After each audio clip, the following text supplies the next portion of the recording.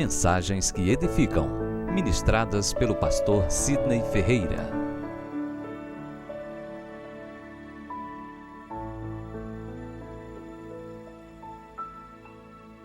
Queridos, estamos aí diante desse grande desafio de viver esse ano que nos aguarda. E temos que irmos avante diante das promessas que Deus tem nos feito. Fazendo uma simples leitura da nossa história diante da realidade que nós vivemos, nós somos a geração apocalíptica e as estatísticas confirmam, as evidências bradam sobre essa verdade. Nunca na história do cristianismo morreram tantos cristãos. Pense sobre isso. O número de 150 mil cristãos morrendo anualmente aumentou a entre 200 a 250 mil pessoas esse ano passado que nós vivemos, 2017.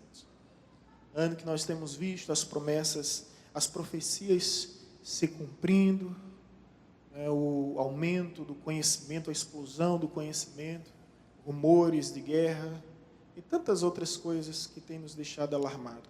Eu não quero me deter a esse assunto, só quero enfatizar que não há tempo a perder e nós temos que focar, porque a vinda de Cristo é uma realidade.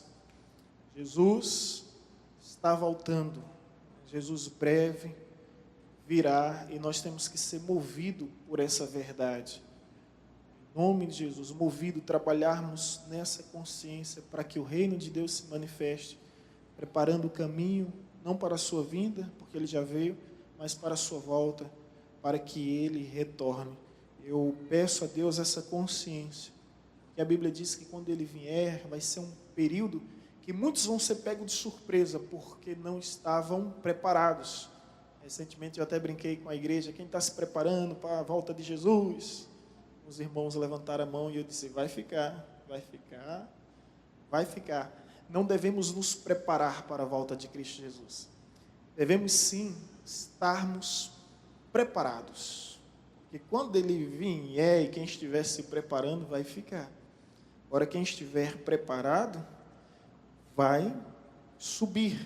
Jesus não vem em busca de pessoas que estão se preparando, mas pessoas que se encontram preparadas. É como a parábola das noivas, das virgens. Noivas, as nécias e as prudentes. As prudentes conservaram azeite suficiente para que a luz do Espírito, para que a chama do avivamento não viesse se extinguir em seus corações. Então venhamos fazer tudo esse ano nessa perspectiva, que Jesus virá e o nosso intuito é preparar o caminho para que ele volte e encontre fé nessa terra, ao menos nessa terra, em nossos corações, amém? Então 2018 você já está com o boletim, você já sabe tudo o que vai acontecer. Esse ano tem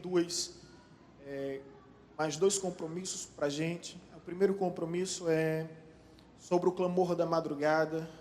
As líderes de intercessão, que é Rosália, que é a nossa irmã Zenide, e temos intercessoras na igreja, como Aparecida Lima e outras, vão continuar com os cultos na madrugada, mas haverá um culto toda primeira segunda do mês, de 5 horas às 6h30 na madrugada. Não adianta trazer a realidade da Coreia para o Brasil, ou para a nossa região especificamente, porque eles lá não têm hábitos noturnos.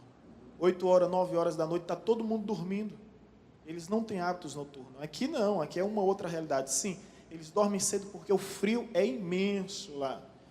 Então, 5 horas da manhã é que começam as coisas a acontecerem, a funcionar lá. E eles têm esse hábito e é algo admirável, é algo assim tremendo. Então, nós vamos começar seguindo a nuvem, seguindo a coluna. Deus é que vai determinar o que vai ser, como vai ser. E precisamos dessa sensibilidade para entendermos e, sobretudo, para atendermos a sua vontade.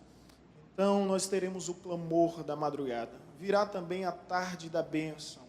O que será a tarde da bênção? É o culto de oração como nós sempre tivemos. Só que a Igreja Batista, de modo geral, ela evita o nome círculo de oração, que é o nome assembleano. Não é só uma questão de nomenclatura, o propósito é o mesmo, é se reunir em oração. Tem igrejas como a Presbiteriana Renovada em Aracaju, que tem o pacto de oração, tem outras que tem um cálice da oração. As igrejas batistas têm essa tendência de chamar tarde da bênção, vai ser um culto das 3 às 5 horas, todas as quartas, e o foco é justamente oração, mas haverá louvores, haverá palavras, haverá uma escala, onde nós vamos precisar de pessoas louvando, mediante a disposição em relação ao tempo. Nós vamos precisar de pessoas pregando, né? E nós vamos ter esse culto, né, que é chamado Tarde das Bênçãos, Tarde da Bênção, na quarta-feira, de 3 às 5, a partir de fevereiro, nós vamos começar. Vai estar no nosso horário de atendimento público, mas a gente encerra tudo. A Almena vai deixar o escritório, vai vir para lá para a sonoplastia. Eu e Marcondes, o Willis, Juraci, estamos aqui e vamos parar tudo somente para buscar a face de Deus. E, evidentemente, a Aparecida Lima, né, juntamente com as demais irmãs que sempre apoiaram esse culto, estarão aqui conosco, ungindo, orando, intercedendo, né, e rogando aos céus. Percebemos que no decorrer do tempo ficou muito cansativo para elas. Não é fácil. Aparecida Lima, como diaconisa, permita-me dizer esses detalhes pormenores. Não é fácil ter um marido que não é cristão, apesar de dar todo o apoio, né, que é justamente o pai de Eric. Aí você está sempre se ausentando, né, da sua casa para estar aqui. Então, com tanto que é pesado, os irmãos se reuniam na sala, e nós vamos nos reunir no templo e vamos chamar todos. Agora nós vamos trabalhar com campanhas. Campanhas são séries. O que é que vai ser? Campanha da libertação. Vamos trabalhar 7, 10, 12, sem mistificar encontros, sabe? Números. Nós vamos 10 encontros sobre libertação, nós vamos falar sobre encontros com Deus, sobre portas abertas.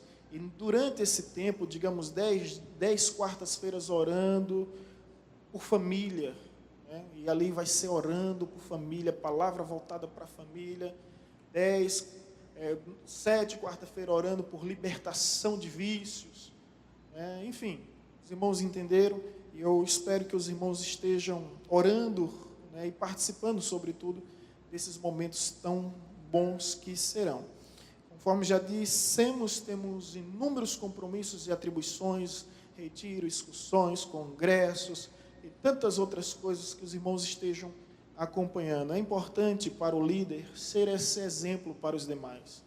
Exemplo de frequência no culto, testemunho cristão, compromisso com a obra, né? Ser presente. Essa é uma das maiores características que Deus procura em nós. Você vai ver que os homens que Deus escolheu não eram homens mais capazes, em termos de potenciais, aptidões ou habilidades. Eram homens mais disponíveis. Homens mais disponíveis. Homens como Samuel, que disse: fala, Senhor, que o teu servo ouve. Homem como Isaías, que diz: eis-me aqui, Senhor, envia-me a mim. E o que eu acho extraordinário na história de Isaías é quando ele diz bem assim: eu sou um homem de lábios impuros. Deus disse: se é esse o teu problema, eu vou resolver agora. Deus deu ordem a um anjo que pegou brasa viva do altar e purificou sobre os seus lábios.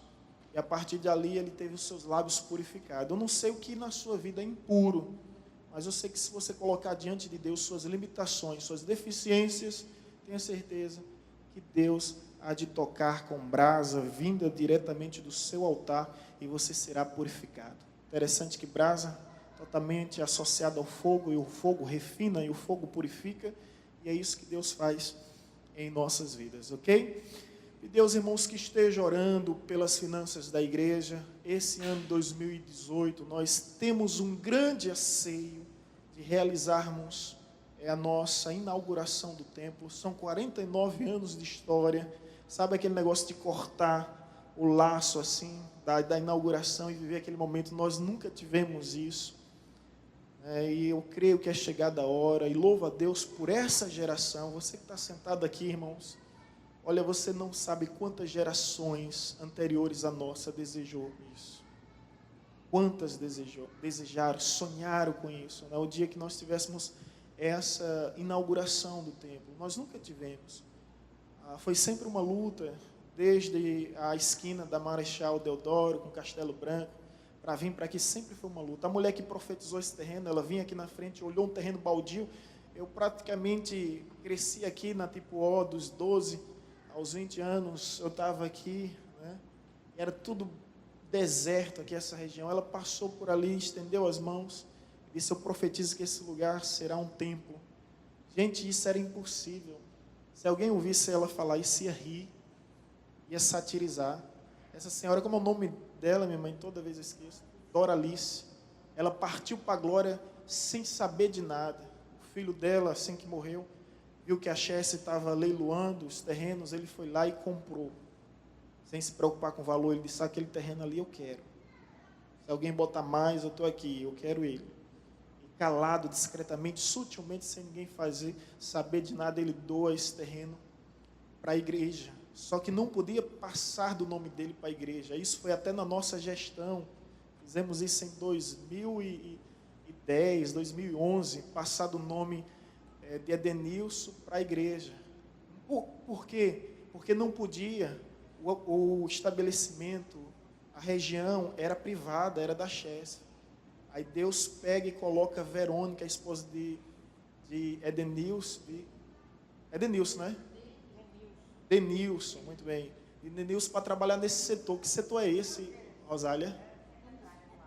Ela é de sua região ali, né? Ela se torna secretária do APA? APA. Secretária do APA, a chefona do APA. Aí assim que a Chesse, que coisa de Deus, né? Assim que a Chesse permite, a primeira coisa que ela faz é autorizar isso. Aí liga para a gente e diz: olha, Deus me colocou nesse lugar para resolver essa situação. Pode vir pegar a documentação, passar o documento que é nosso para a igreja. Coisa de doido, né?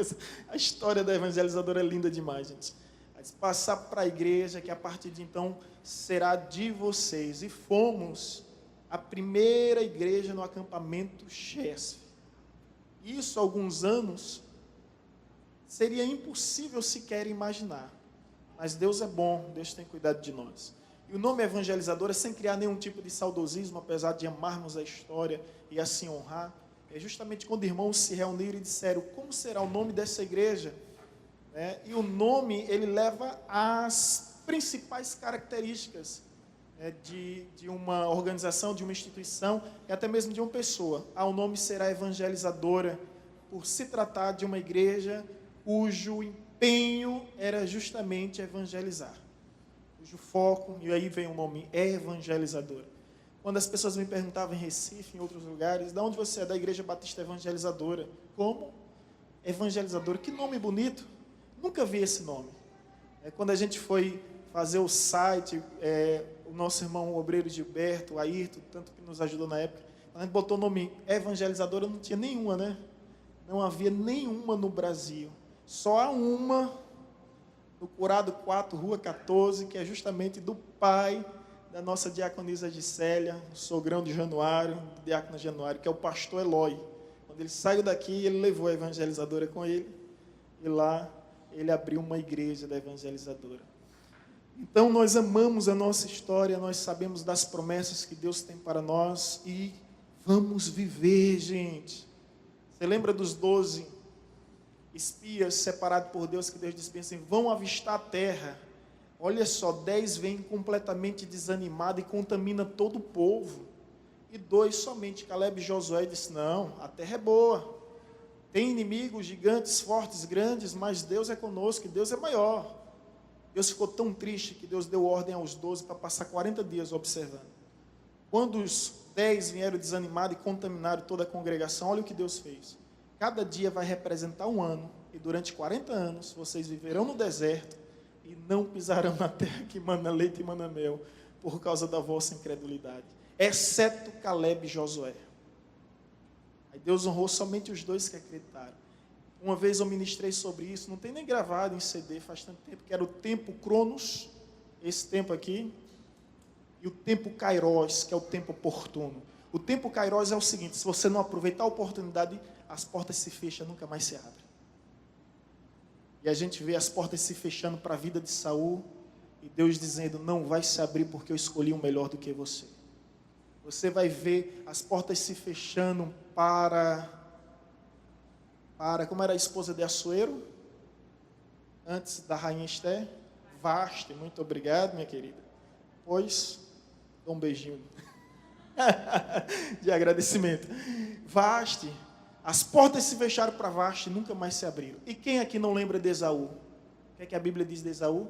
Ele chorou, mas a Bíblia diz que nem mesmo com lágrimas ele chegou ao arrependimento. Deus lhe deu perdão. O tempo Kairos é o seguinte, ou você vai ou não vai.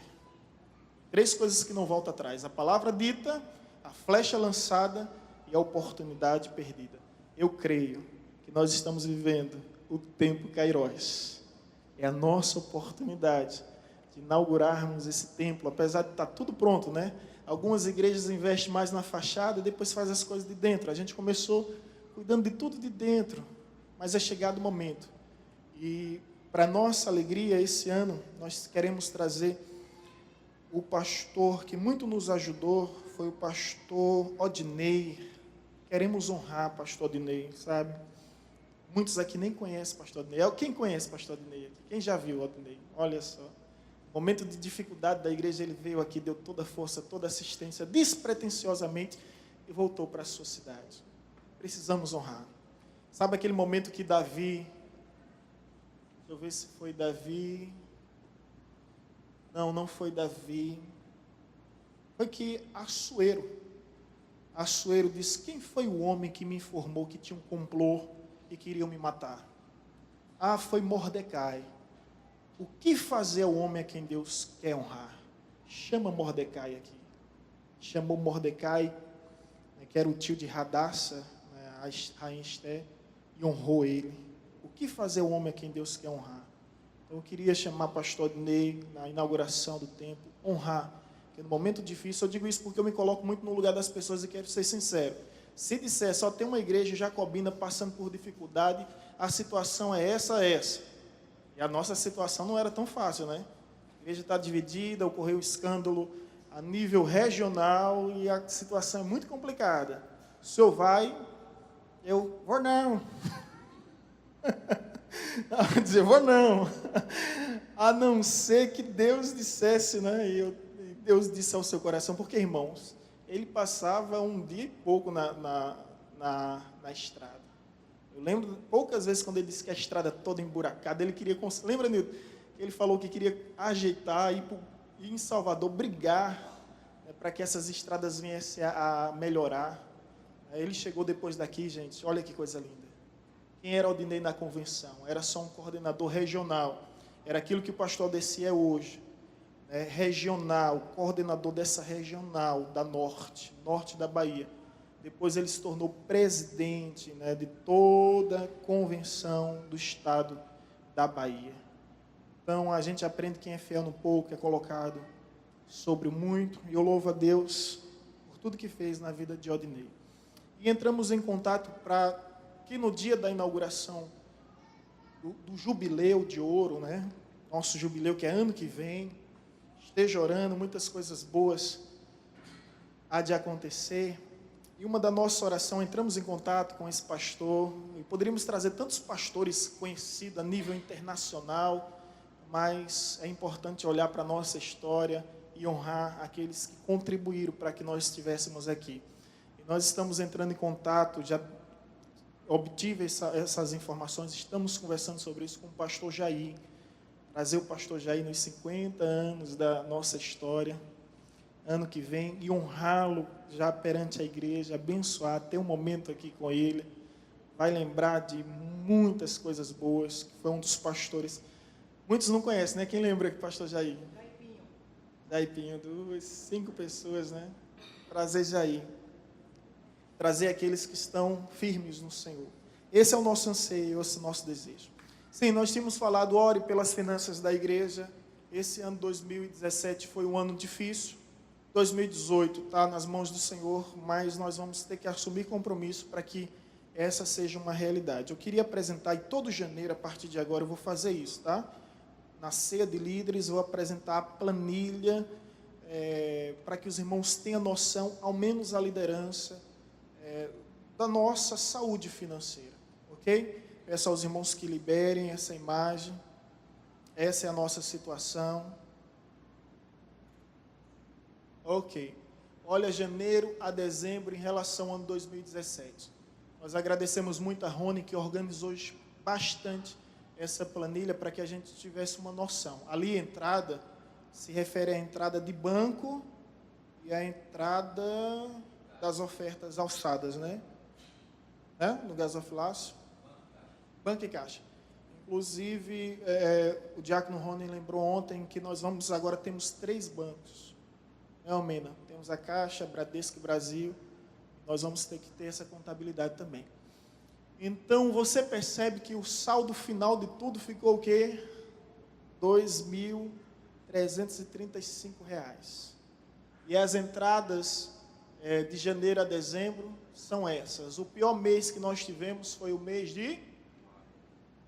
Quem já identificou aí? Maio. Por quê? O que é que há no mês de maio, hein?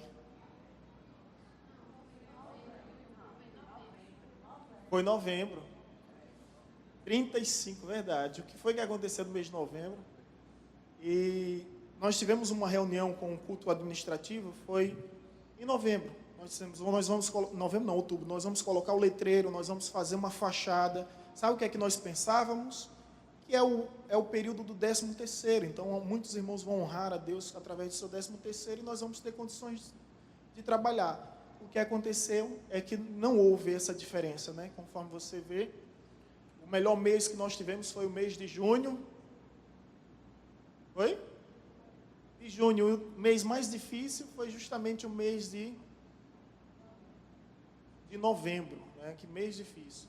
E aí você percebe que, em algumas ocasiões, nós tivemos uma saída maior do que a entrada. É exemplo de fevereiro. O que nos ajudou foi justamente o saldo que nós tínhamos. Gente, setembro também é uma diferença grande. Gente, uma verdade seja dita, essas entradas para uma igreja desse nível, desse porte, é muito pequena. Nossa realidade é que a maioria são jovens, a maioria dos jovens são desempregados, mas também tem uma outra realidade intrigante. Muitos irmãos deixam de honrar a Deus através dos dízimos e das ofertas. Essa não é uma conversa, uma palavra que o pastor deve ter dia domingo à noite com tantos visitantes, vai causar mais mal do que bem, nem também com ministérios da igreja, mas com líderes. Porque se o líder tiver na visão, ele repassa essa visão para os demais. A visão da integridade, da fidelidade com o Senhor. É de ser fiel ao Senhor em tudo. Eu vi Ayrton falando um dia, já faz um bom tempo, que ele disse que desde que se converteu, nunca sonegou o dízimo. Ele falou em outras palavras, que nunca deixou de honrar a Deus com aquilo que é premissa. Eu tenho essa honra, irmãos. Eu carrego comigo essa honra. Desde quando eu me converti em 2001, nunca deixei de honrar ao Senhor uma oferta. Quando ele falou aquilo, eu nunca tinha nem pensado, mas na hora me vai descer desse orgulho santo, se é que pode ser chamado santo, de ter sido fiel ao Senhor, de ter vivido a fidelidade de Deus. Ter visto a fidelidade de Deus em nossas vidas, porque eu tenho vivido isso. A prosperidade não é somente quem mais tem, mas quem menos precisa. Não se trata somente de ter, mas também de não ter. Tem tantas coisas ruins que nós não queremos ter, e às vezes nós temos porque negligenciamos esse princípio. Então é pouco. Estive aqui com o pastor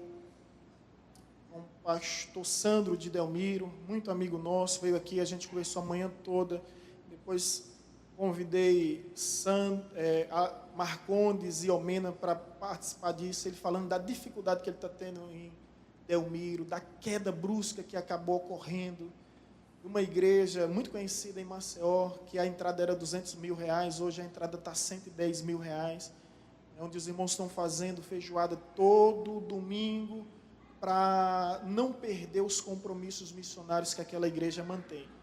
Então, uma situação muito difícil, é geral, não é somente a nível da evangelizadora, mas esteja orando, tá? E não pense, a igreja não é uma empresa. Quem pensa numa empresa deve pensar assim: quanto mais a empresa cresce, mais o salário do pastor cresce. Infelizmente, tem pessoas que pensam assim.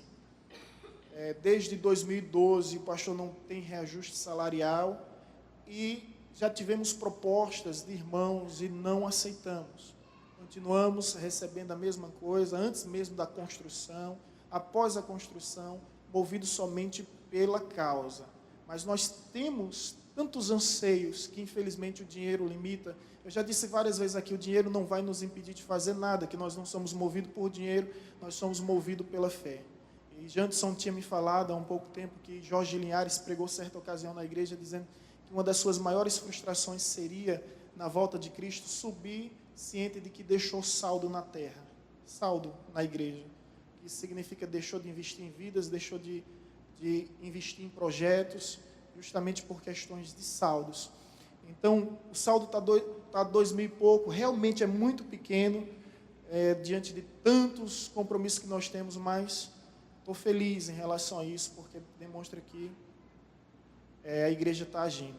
Nós temos esse trabalho social, que é a Casa da Esperança, que os irmãos estejam orando. Nós queremos ser todo o tempo igreja.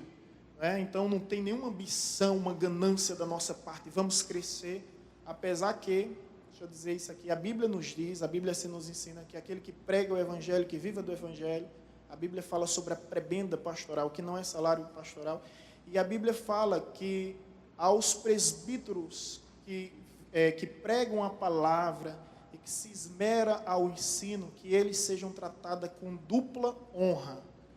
Que a Bíblia está falando que a prebenda pastoral acaba sendo proporcionalmente à realidade da igreja. Isso biblicamente, dupla honra. Esse texto é bíblico e fala sobre a dupla honra. Mas é importante falar isso para os irmãos, que não é a nossa ambição, e eu não tenho pretensão nenhuma de pedir ou aceitar aumento salarial. Mas é difícil trabalhar diante dessa realidade e não podermos fazer nada, de nos sentirmos com as mãos atadas. Então, esteja orando pelas finanças da igreja e seja você fiel ao Senhor. Eu posso passar horas e horas mostrando os versículos bíblicos, textos bíblicos, mas se o Espírito Santo não lhe conscientizar, eu sei que eu mesmo, por mim mesmo, jamais poderei lhe convencer, e não estou aqui para lhe coagir, nem para lhe pressionar, apenas para esclarecer biblicamente, para que no dia do julgamento eu não venha ser cobrado por isso. Como disse o apóstolo Paulo, porque de modo algum deixei de vos anunciar todo o Evangelho e os preceitos de Deus. Então, irmãos, pense nisso, pondere sobre isso e ore pela saúde da igreja. Não deixe de ser dizimista porque está passando por uma situação difícil. Na realidade, se você está passando por uma situação difícil, é aí que você tem que ser dizimista. Porque os problemas não existem porque você está sendo bênção, mas é justamente porque você está deixando de ser bênção. Vai somente agravar a sua situação. Ok? Então essa é a realidade, essa é a situação, que os irmãos estejam em oração, para que Deus, através da sua provisão, venha mais uma vez nos suster. Amém? Então todo ano a gente vai ter isso aqui com os líderes, tá? Vamos mostrar essa realidade para que os irmãos estejam acompanhando. Para quem não sabe, Marcondes está conosco. Entrou agora na segunda semana de janeiro, né? E eu acho que a experiência que ele está tendo, eu acho, né? A gente não conheceu, é como se dissesse, meu Deus, é tanta coisa para se fazer. Eu penso, e quem está de fora não tem a mínima noção das coisas que temos que fazer aqui no dia a dia, da nossa realidade. Outra coisa, é importante tratar sobre isso aqui. Nós recebemos uma doação da Microlins, doou muitas cadeiras para a igreja. Quantas, Williams? Foram 16 cadeiras, agora não sabe dizer nada. Uns balcões e tudo, né? Uma mesa, um quadro grande, 2 finalzinhos pequenos, mais umas 4 cadeiras. Doou para a Casa da Esperança, sentiu de Deus e assim obedeceu, mas escuta só isso aqui. Ela chegou e disse bem assim, olha pastor, eu queria doar até os computadores para a igreja, mas eu preciso desse dinheiro, eu preciso pagar funcionário que eu estou devendo, uma série de coisas. Agora teve um padre aqui na cidade que comprou a gente 10 computadores, foi? Esse padre comprou lá da igreja Perpétuo Socorro e parece que já tem uma fachada do que ele vai fazer lá. Não. Comprou esses 10 e quer comprar esses outros que ela tem, e ele comprou esses 10 somente para dar cursos profissionalizantes incentivando um mundo melhor através de pessoas melhores, né? O homem não é produto do meio, o meio que é produto do homem, então não é mudar o meio, é mudar o homem. Então vamos investir no homem. E esse padre está de parabéns, porque ela deu todo o caminho, ela mostrou o caminho das Índias. Ela disse, olha, a gente vai para quem fornece esses cursos para Microlins. Aí ela falou o nome da instituição. Só para os irmãos terem uma ideia, uma mensalidade na Microlins custa 180. O padre vai fazer esse curso apenas por R$20, com tudo. Então tem lá secretário, recepcionista, design, o que mais, Willis? Excel, manutenção. Gente, eu tinha um sonho. Tantos jovens ociosos. Eu tenho dito sempre aqui, gente, não procure emprego, quem tem emprego fica desempregado.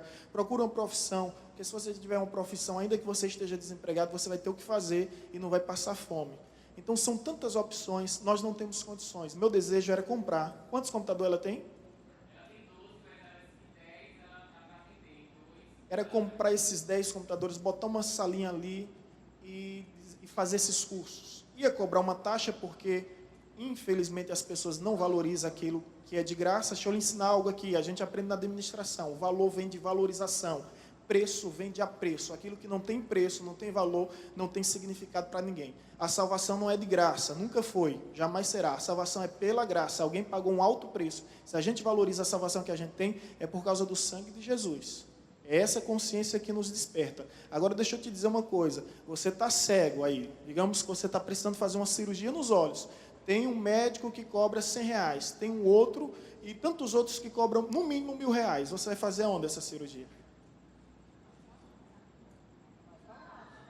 Você vai fazendo mais barata?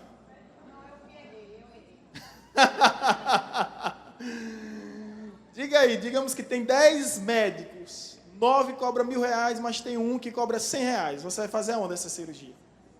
Valei meu Pai eterno. Zulivre Jeová. Então, preço vem de apreço, valor de valorização. As pessoas não valorizam. Não é? Então, o que é que acontece? A gente estabelecer um valor. O padre lá parece que colocou 20 a 30 reais, a gente colocaria esse valor, 20 a 30 reais, para honrar o professor, honrar o professor que vai estar dando aula. Enfim, são sonhos nossos. O computador dela custa 1.500, alguma coisa ela está vendendo cada um por 550. Obreiro Gilberto, por favor. Professor, um curso da Igreja Católica. Quem? Eu fui professor. Olha aí, muito bom ouvir isso. Muita gente saiu e arrumou trabalho.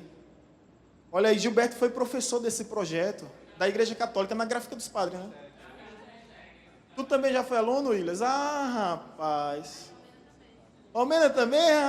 Tá explicado. Tá explicado. O Willa e Almena, se 100 alunos, se aí 2 como vocês, vale a pena demais.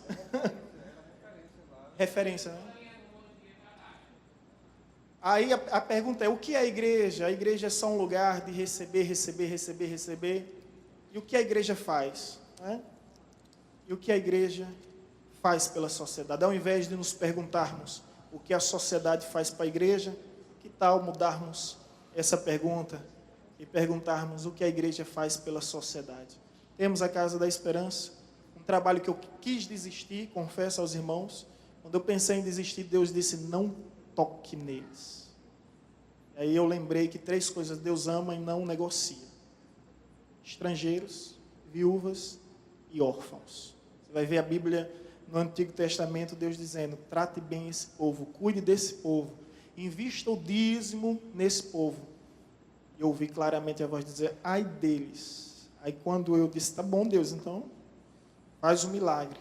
Aí Deus fez um milagre. Agradeço a Rony Williams e Omena, que foram no gabinete e disseram, pastor, a igreja, vamos assumir o aluguel. Foi a resposta de Deus. Vocês trouxeram que eu nem imaginava como seria. Só olha, vamos assumir, porque o dinheiro dos patrocinadores não dava para pagar o aluguel. Aí disse, a igreja vai assumir. Que bênção. Era uma proposta que eu ia fazer para a igreja, os irmãos se anteciparam e pediram. E graças a Deus estamos aí firmes e fortes. Ok, querida? Esteja orando pela finança, pode tirar essa página. Vamos agora abrir a Bíblia em 1 Coríntios capítulo 1, versículo 10. Essa água é para beber, não. Sei que era só ornamentação. Dá uma pena beber.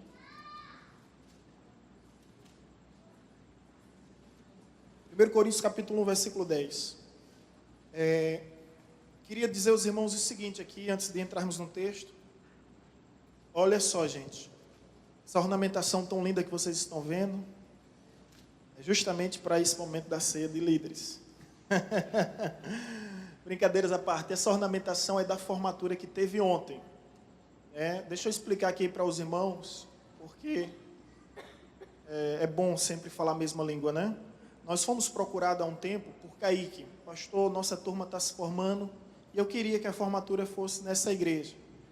E eu disse, olha, nós nunca fizemos formatura, mas nós temos um critério para casamento. Não pode colocar prego na parede, nem prego no piso, porque isso já aconteceu.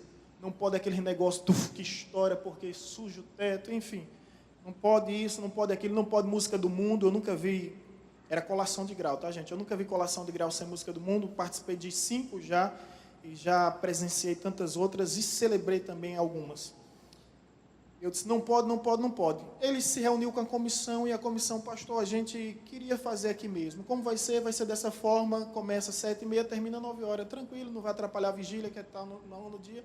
Então, está tudo bem. Era a formatura do nosso irmão Edenilson, que inclusive estava aqui ontem, lindo, lindo, lindo, dando um exemplo para todos aqui, né, para toda aquela moçada. Né, um homem agora que Geuda tem que chamar de doutor. Cadê Geuda, hein?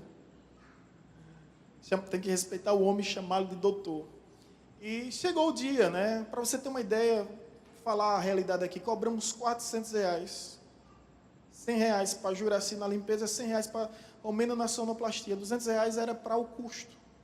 Isso foi uma vez só na vida, gente. Nunca mais vai acontecer.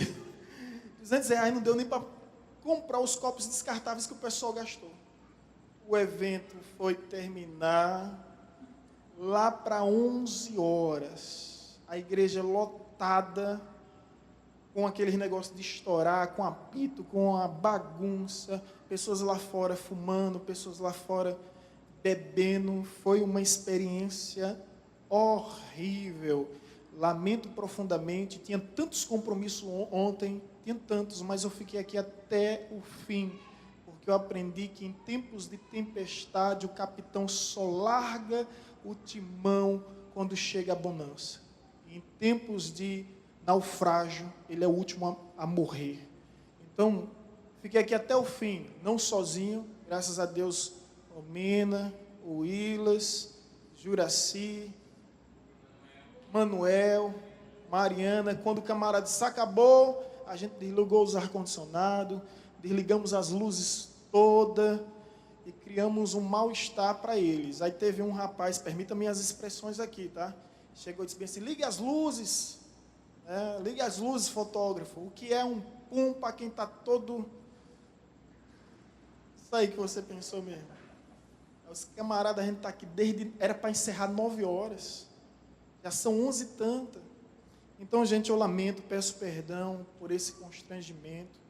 Ninguém sentiu mais do que eu. Teve pessoas que perguntaram, acho que foi a Nicole ou a Vanessa, se o pastor autorizou isso aí. É muita inocência achar que o pastor autorizou pessoas bebendo e fumando nessa área. Jamais faríamos isso.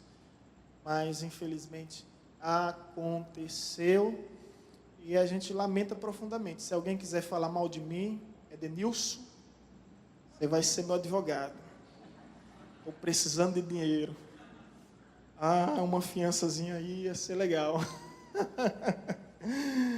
Viu? Edenilson estava aqui o tempo todo o tempo. Era nosso membro e Kaique se formou. Liguei para Kaique, mandei uma mensagem para Kaique na hora. Ele me respondeu. E a gente pediu para que eles viessem ressarcir os danos que nós tivemos. No mínimo. O moral vai ficar, mas o financeiro que eles venham arcar. Ok? E aí está essa ornamentação que foi da festividade de ontem. Fora isso, a festividade foi muito bonita. Não houve músicas não cristãs ou músicas seculares. Queridos, 1 Coríntios capítulo 10, versículo 1. Perdão, 1 Coríntios, capítulo 1. Quem estiver editando o áudio, por favor, corta essa parte. Alex, meu filho. 1 Coríntios, capítulo 1, versículo 10. Primeiro capítulo da primeira epístola do apóstolo Paulo aos Coríntios. Versículo 10.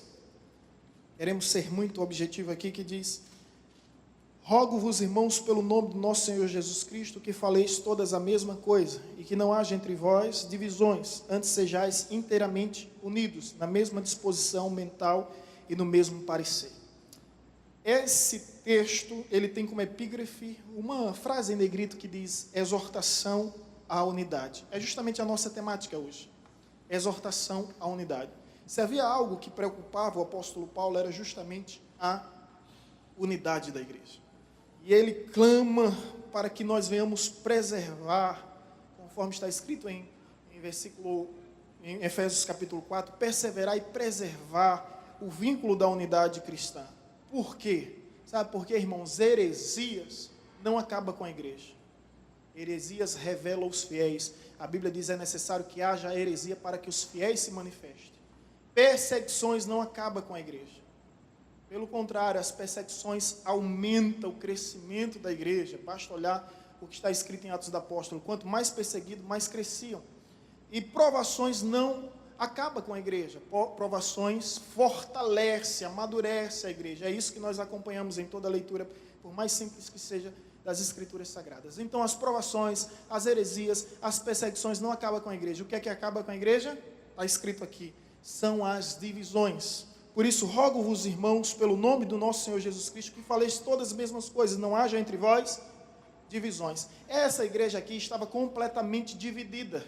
Essa igreja estava tão dividida que é o que o apóstolo Paulo diz: pois a vosso respeito, meus irmãos, fui informado, graças a Deus por essa pessoa que informa, que conscientiza, o apóstolo Paulo, o pastor Paulo. Pastor Paulo, deixa eu te dizer uma coisa, não é fuxico não, nem fofoca.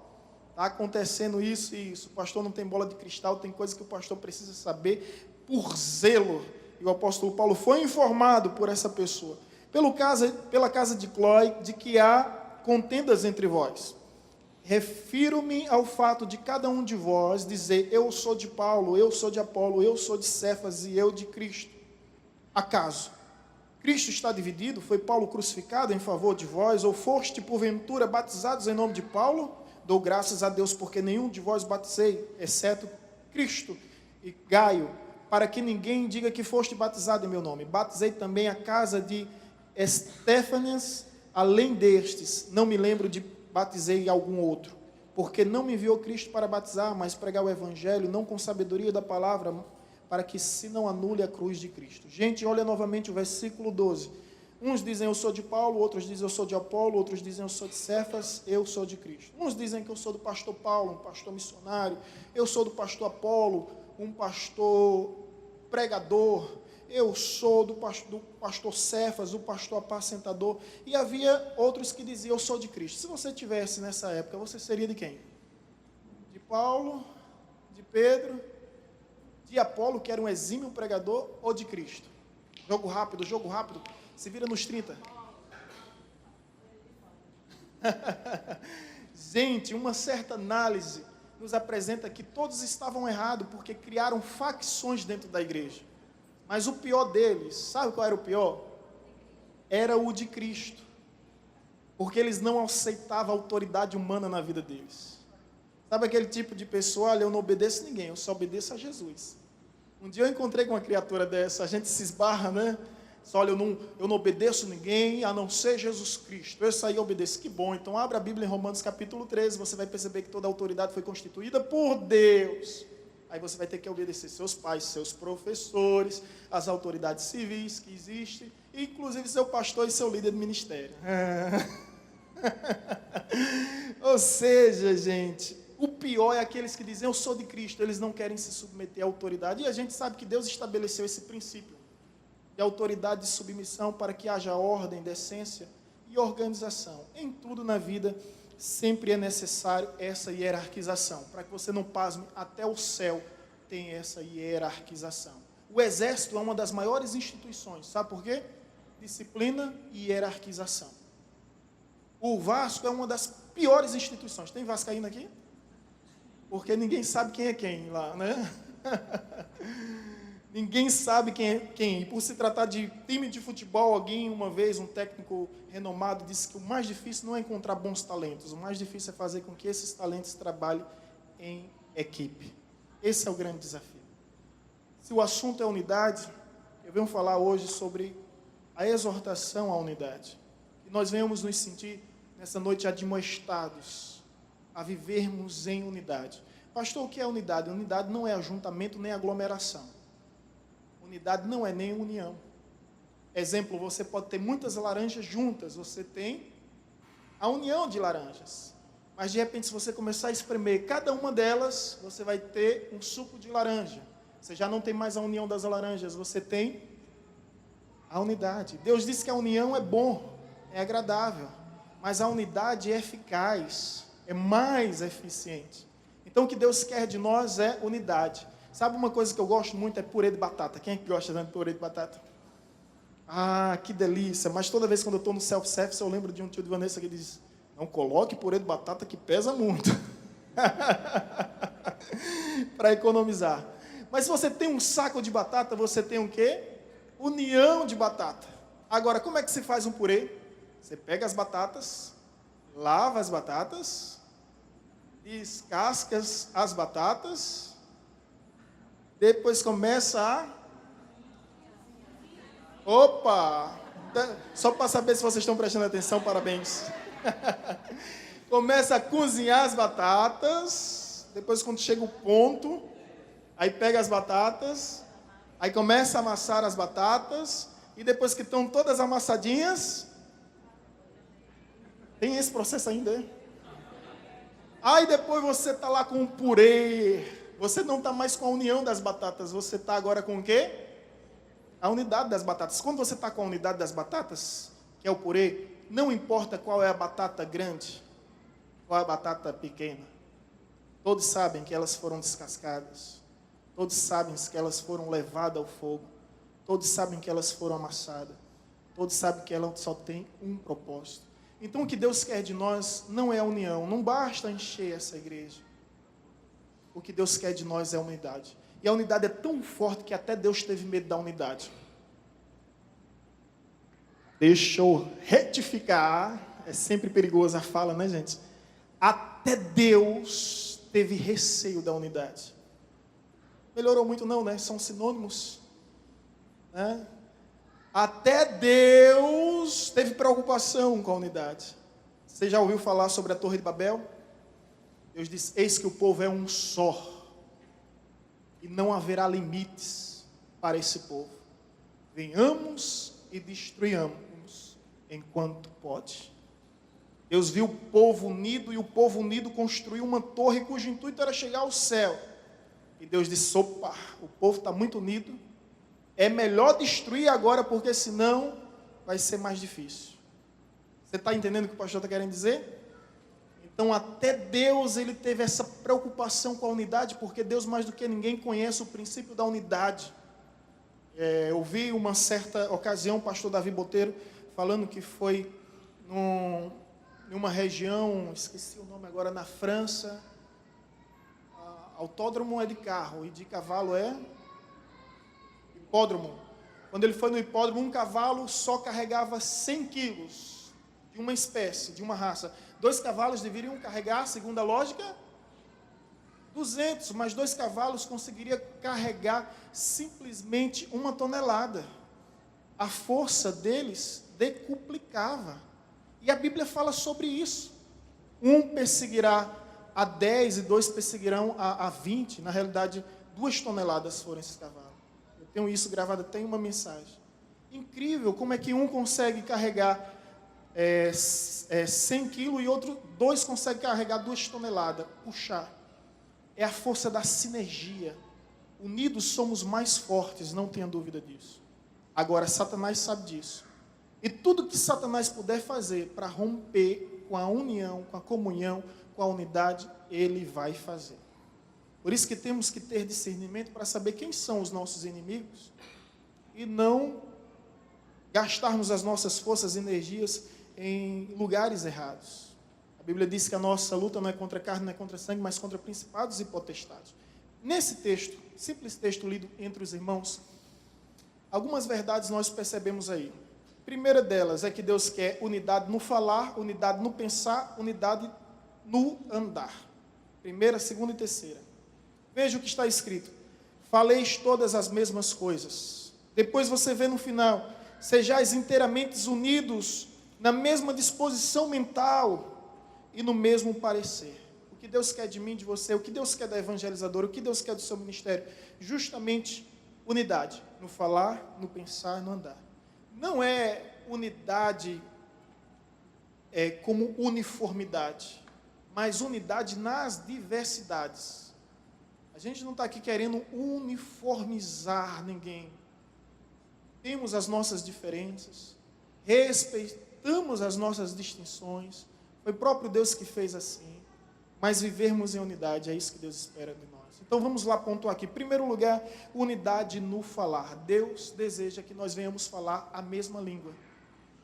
Olha o que o texto nos diz. Rogo-vos, irmãos, pelo nome do nosso Senhor Jesus Cristo, que faleis todos a mesma coisa. Que nós venhamos ter a mesma linguagem. Não é a mesma linguagem política. Não é a mesma linguagem futebolística. Não adianta. Janderson não vai deixar de ser botafoguense. Por mais que eu insista, não tem jeito. Vamos respeitar e amar ele desse jeito mesmo, assim, né? Está ali. Não é esse tipo de unidade. Não é nem a unidade teológica. Quantas vezes eu perdi tempo com discussões infrutíferas e até levianas. É a unidade espiritual. É a unidade espiritual. A unidade espiritual, ela está preocupada que somente Jesus salva.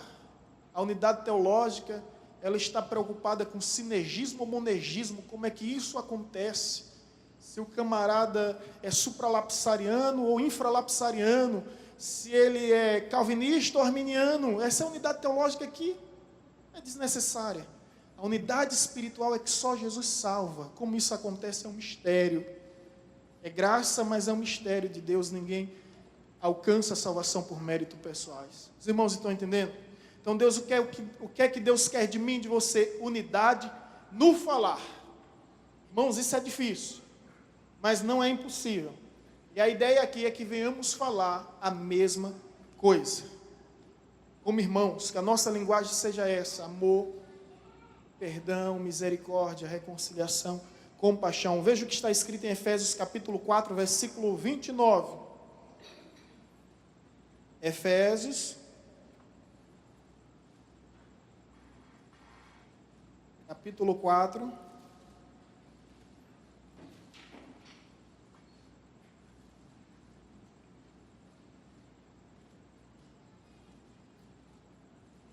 versículo 29. Não saia da vossa boca nenhuma palavra torpe, mas só a que seja boa para a necessária edificação, a fim de que ministre graça aos que ouvem. Vai falar? Pensa no que vai falar. Pensa assim: a palavra é boa, a palavra edifica, a palavra transmite graça. Conta-se que na Grécia Antiga, Sócrates tinha 3 peneiras, né? A peneira da verdade, a peneira da bondade e, em terceiro lugar, a peneira da edificação. Quando alguém vinha contar alguma história, ele dizia sempre: passa pelas 3 peneiras. Quais são as peneiras? É verdade o que você está dizendo? É bom o que você vai dizer? Terceira peneira, vai me edificar? Se não é verdade, por mais engraçado que seja,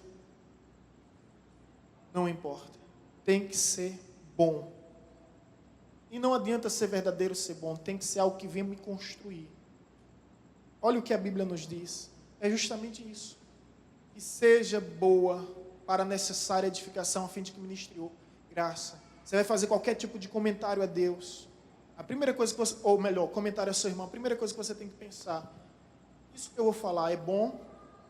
Isso que eu vou falar é necessário? Isso que eu vou falar edifica? Isso que eu vou falar vai transmitir graça? Se não, engula, se entupa.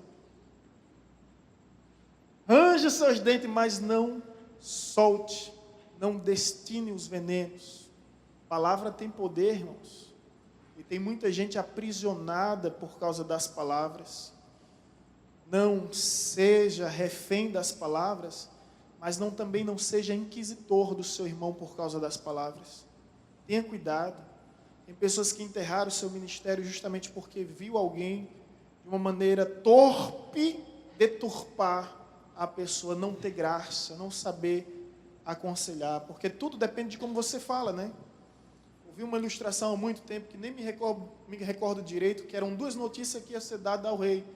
O homem disse bem assim: ó rei, infelizmente a sua família sofreu um acidente, todos morreram, e isso trata-se de uma maldição. O rei, ao ouvir isso, disse: manda matar esse infeliz.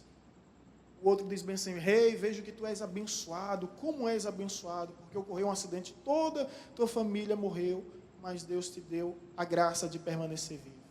O rei disse: honra esse homem. Ambos falaram a mesma coisa, só que de modos diferentes, maneiras diferentes. Então tenha muito cuidado, porque todas as interrupções começam pela comunicação. Então a Bíblia vai nos dizer que nós devemos ser unidos no falar, que em nome de Cristo Jesus venhamos falar a mesma coisa. Que coisa é essa? Boa, necessária para edificação, que venha transmitir graça. Amém? A Bíblia também nos fala sobre unidade no pensar. Gostaria que você olhasse novamente o 1 Coríntios 1:10.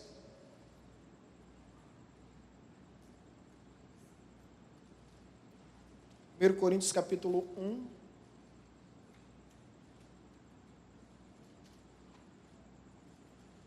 Versículo 10. E diz: antes, a parte B em diante, sejais inteiramente unidos na mesma disposição mental. Está falando aqui sobre pensamentos. Olha que coisa, gente. Uma igreja unida no falar, uma igreja unida no mesmo pensamento. A igreja pensa a mesma coisa. A igreja tem essa mesma maneira de pensar. E veja a importância sobre isso quando você abre a Bíblia em Filipenses 4:8. Filipenses capítulo 4, versículo 8.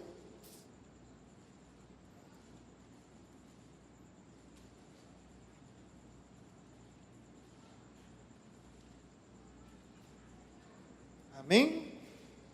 Assim está escrito: quanto ao mais, irmãos, tudo que é verdadeiro, tudo que é honesto, tudo que é justo, tudo que é puro, tudo que é amável, tudo que é de boa fama, se há alguma virtude e se há algum louvor, nisso pensai. E outra versão diz: seja isso o que ocupe o vosso pensamento. Unidade no pensar. O que Deus espera de mim, o que Deus espera de você, o que Deus espera de você, líder, e dos liderados do seu ministério, é unidade no falar, unidade nos pensamentos. E venhamos pensar as mesmas coisas. Que coisas são essas que nós temos que pensar? Está aí. Aquilo que é verdadeiro, aquilo que é honesto, aquilo que é justo, aquilo que é puro, aquilo que é amável, aquilo que é de boa fama. Se há uma virtude, seja isso que ocupe o vosso pensamento. Gente, vamos nos ocupar o nosso pensamento de coisas boas. Sabe por quê? Seus pensamentos determinam suas palavras, suas atitudes revelam quem você é. Quer mudar suas atitudes? Quer mudar os seus hábitos? Quer mudar suas palavras? Mude seus pensamentos. Quando a Bíblia diz que a boca fala daquilo que o coração está cheio, está falando justamente que nós externizamos aquilo que está dentro do nosso íntimo. Do nosso íntimo. Então, cuide, o maior campo de batalha que existe no mundo é esse aqui, é a sua mente. Tem um livro de Joyce Meyer que eu indico para todo mundo, Campo de Batalha da Mente, muito bom, que fala sobre o maior campo de batalha. E a Bíblia diz em Provérbios: assim como o homem imagina na sua alma, assim ele será. Ele será. Então tudo está aqui, Aqui você cria as maiores paranoias que existem, gente. As maiores loucuras e doideiras. E Satanás investe com os seus dardos inflamados, nos nossos pensamentos. Por isso que é importante o capacete da salvação, para que venhamos nos proteger dessas investidas. Então guarde a sua mente para que o inimigo não venha lhe tocar. Olha que interessante, para você ver como está dentro do mesmo contexto. Vê comigo o versículo anterior. Olha como isso é forte, gente. E a paz de Deus, que excede todo entendimento, guardará os vossos corações, os vossos pensamentos em Cristo Jesus. Na minha versão diz, e a paz de Deus, que excede todo entendimento, guardará o vosso coração e a vossa mente em Cristo Jesus. Ou seja, através da paz, serenidade, plenitude em Deus, a nossa mente e os nossos pensamentos são guardados das investidas do inimigo. Então, o maior campo de batalha é a sua mente. São os seus pensamentos. Você pode ter esse controle. E Deus guarda os nossos pensamentos. Amém? E agora, por fim, vamos voltar a 1 Coríntios 1:10 novamente. Rogo-vos, irmãos, pelo nome do nosso Senhor Jesus Cristo, que faleis todas as mesmas coisas, não haja entre vós divisões, antes sejais inteiramente unidos, na mesma disposição mental, e agora no mesmo parecer. Unidade no falar, unidade no pensar, e agora unidade no andar. Andar, é isso que Deus espera, que nós venhamos andar todos no mesmo caminho, andar todos na mesma vereda, andar em consonância, em conformidade, em completamente harmonia, porque está escrito, andarão dois juntos, se não houver entre eles acordo. Você já viu a importância da sincronia para a dança? Você já viu a importância do entrosamento para uma equipe? Você já viu a importância da harmonia para um conjunto musical? Você lembra, vou aqui falar um pouco sobre esporte, futebol. Você lembra sobre o Quarteto Fantástico? Eu não lembro bem quem era o Quarteto Fantástico. Era Ronaldo Fenômeno, Kaká, Ronaldinho e Adriano. Era o Quarteto Fantástico. Foi que eles ganharam? Nada. O Quarteto Fantástico não foi tão fantástico assim porque não havia entrosamento, havia muito talento, o talento de sobra. Os caras entravam no campo, todo mundo ficava com medo. Mas quando a bola rolava, eles não se acertavam. Volto a dizer o que o técnico disse, não é difícil encontrar bons talentos, é difícil encontrar pessoas que trabalham em equipes. Então, unidade no andar, no mesmo parecer, no mesmo procedimento, na mesma atitude. É isso que Deus quer de nós. O Quarteto Fantástico não funcionou, gente. E não funcionou porque não havia entrosamento. Aqui, às vezes, eu vejo os músicos ensaiando. Eles sabem tocar. Mas por que eles ensaiam? Por causa da harmonia. Imagine uma dança sem sincronia. O camarada vai pisar, vai fazer calo nos pés da mulher, não é não? Imagine no seu casamento, Priscila, quando você for fazer a valsa. Aí você chamar seu pai para dançar a valsa com você. Ele pisado no seu calo para você ir para o hospital internado. Nicole está dizendo, pastor, me deu uma boa ideia. Brincadeiras à parte, gente. Mas só para que venhamos entender a importância da unidade no andar, no mesmo proceder. Irmãos, ao que o apóstolo Paulo diz, rogo-vos, insisto, clamo encarecidamente,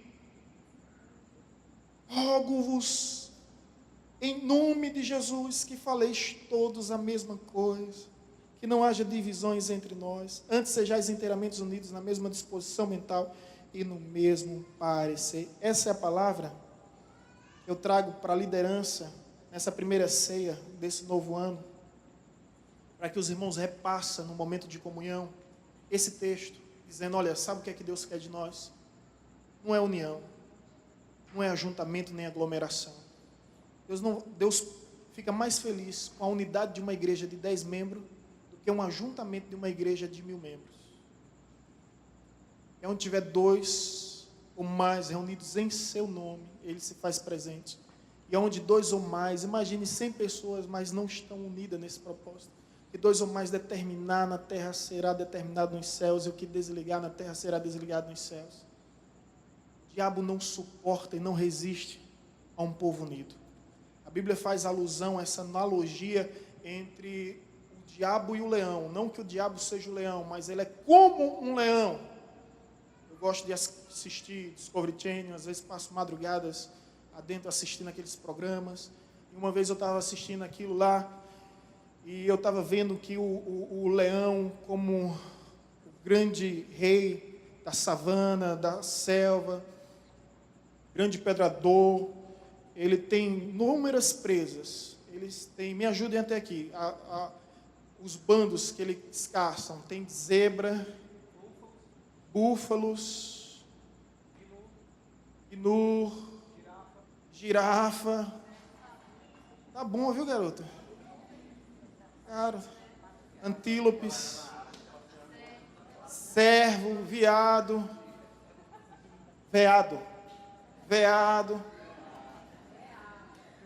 Desculpa aí. Veado, o que mais? São esses aí, né? E eu fiquei observando ali, todos esses aí, exceto um, vou levar vocês a pensar. Toda vez que vem um ataque de um leão, 2 leões, coloca bandos, né, enormes desses animais para fugir. Não, na realidade, esse não foi citado. Coloca bandos enormes desses animais para fugir, eles fogem.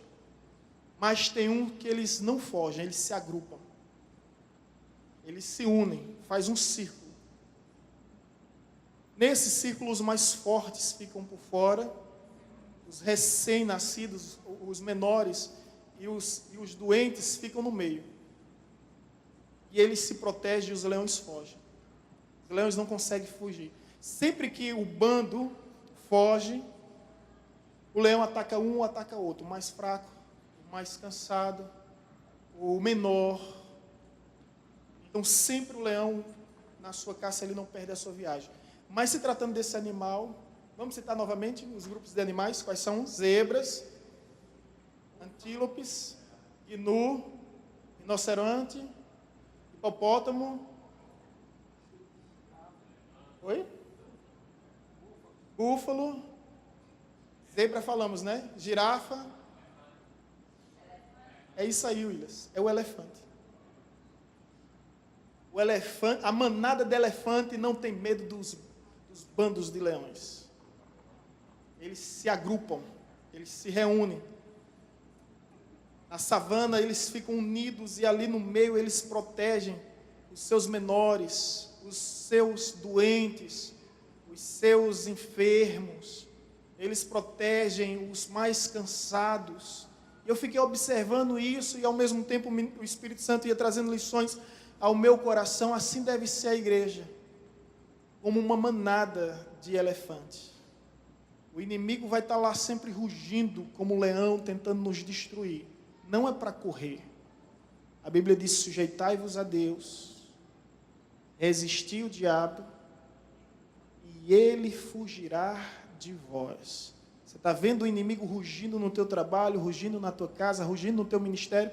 A primeira iniciativa é correr, fugir. Nossa, não é isso que vem logo à mente? Mas a instrução bíblica é se proteger. Como se proteger? Em unidade. Juntos, lado a lado. Um ao lado do outro. Então, que como igreja venhamos ser como manada. Como manada de elefantes. Você já viu essa história? Deixa eu contar para que você possa entender melhor. E aqui eu concluo com essa ilustração. É a história de um ratinho medroso. Tão medroso que não saía da sua toca para comer nada, que tinha medo de ser surpreendido por alguém mais forte.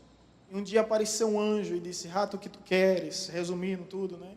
Se eu quero ser um gato, porque se eu for um gato eu não vou precisar correr de ninguém, vou sair da onde me escondo e vou viver em paz. E o anjo disse: está certo, tu serás um gato. Transformou ele num gato, e o gato começou a passear, né? Todo pedante, todo vaidoso, até que um momento viu um cachorro, correu, fugiu e se escondeu.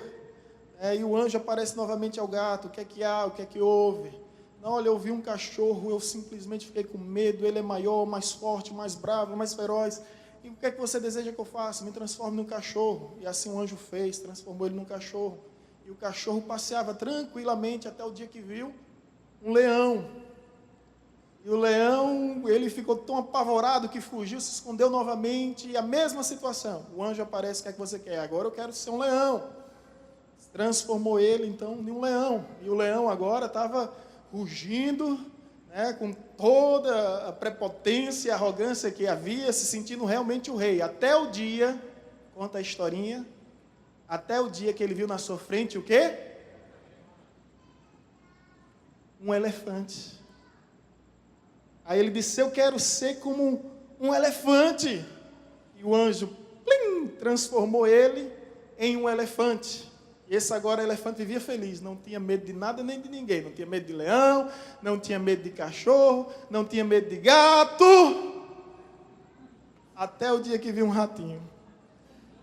Imagine quando o leão viu um ratinho. Correu, fugiu e novamente foi reclamar com o anjo. Aí o anjo disse, novamente foi reclamar com o anjo, né? Aí o anjo disse bem assim, olha, você voltará a ser um rato, porque a sua coragem é de rato. Não seja um rato, né? Não tenha coragem, não seja um rato, seja corajoso para encarar os desafios que Deus te confia e saiba que Ele estará contigo por todo o tempo, em todo tempo, por onde quer que andares. Essa é a promessa do Senhor. Tudo se define com isso, irmãos. Coragem. Deixa eu te dizer algo que move minha vida. Longe de minha arrogância, presunção, no que eu vou falar, mas a confiança do alto, ela gera uma autoconfiança. A confiança do alto, ela gera uma autoconfiança. Você pode ser autoconfiante, desde que a fonte da sua confiança esteja no alto. Você pode confiar em você a partir do momento que você confia em Deus. Quer ver um exemplo disso? Davi. Davi se mostrou totalmente autoconfiante, porque a sua confiança vinha do alto. Ele disse, Deus me livrou da mão de ursos e de leões. Deus também vai me livrar das tuas mãos. Se você for o texto, ele partiu para cima. Davi não ficou esperando o gigante vir, não. Ele partiu para cima. É igual a Sansão. A Bíblia nos diz que Sansão partiu para cima dos filisteus e o Espírito de Deus veio sobre Sansão. O Espírito de Deus não veio sobre Sansão para que ele pudesse ir. Mas ao ir, o Espírito de Deus desceu sobre ele. Davi fala lá no Salmo 40, esperei com paciência no Senhor, mas essa paciência não era uma ociosidade, uma letargia, uma inércia. Ao contrário, uma negligência, uma displicência, um acomodismo, né? Ele estava lutando, vencendo leões, vencendo ursos, derrubando gigantes, enquanto esperava em Deus. Então tenha a atitude, seja valente, avante, sejamos corajosos e tenha autoconfiança. Autoconfiança. Amém? Os irmãos entenderam o recado, a mensagem? A autoconfiança, ela depende justamente da nossa confiança em Deus. Ele sempre será a fonte da nossa confiança. Queridos, essa mesa foi preparada para vocês. Sintam-se honrados. Eu vou estar aqui, juntamente com a pastora Vanessa, servindo a cada um de vocês. Vocês vão estar ganhando um vinho e uma bandeja, né? A bandeja que representa em dois significados. Essa bandeja que vocês estão vendo aqui representa servir. E o vinho, a garrafa, significa alegria. Então, é que em 2018 você venha servir, mas servir com alegria. A Bíblia diz que a alegria, que o vinho alegra o coração, ele tem esse efeito e essa finalidade, e a bandeja está completamente associada ao serviço. E você guarde em um lugar que você possa ver todos os dias. Entra no gabinete ali, deixa eu confidenciar algo, você vai ver muitas coisas interessantes. Estou como um colecionador de bugiganga, né? Já. Você vai ver ali vários monumentos de alguns lugares que Deus já nos enviou e que nós esperamos que Deus nos envie. Algumas coisas muito interessantes ali. Mas o mais importante que eu tenho ali, dá uma olhada depois, é um vaso de barro que eu ganhei do pastor Roberto, da igreja de Camaçari, a igreja que a nossa irmã Daiane fez parte. Está ali. Todos os dias, quando eu sento naquele gabinete, eu olho para aquele vaso. E todos os dias ele me lembra que eu sou de barro. Essa é a minha estrutura. Eu deixei ele propositalmente ali, para que nunca viesse me esquecer. E essa é a minha essência. Essa é a minha origem. Essa é a minha natureza. Barro, porém com um tesouro inestimável, que é a presença de Deus. Eu queria que você colocasse, eu mesmo vou colocar, durante esse ano, essa garrafa e essa bandeja. Quando Deus te guiar para olhar, você vai perguntar a si mesmo: será que eu estou servindo? Será que eu estou servindo com alegria?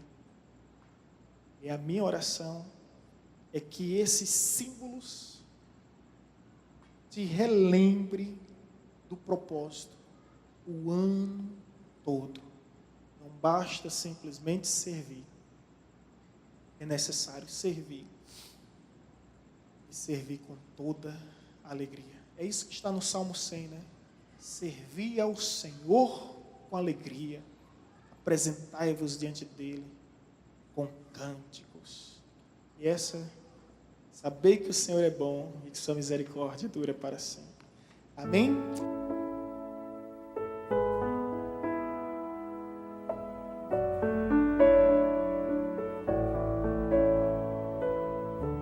Você acabou de ouvir uma mensagem ministrada pelo pastor Sidney Ferreira, da Igreja Batista Evangelizadora.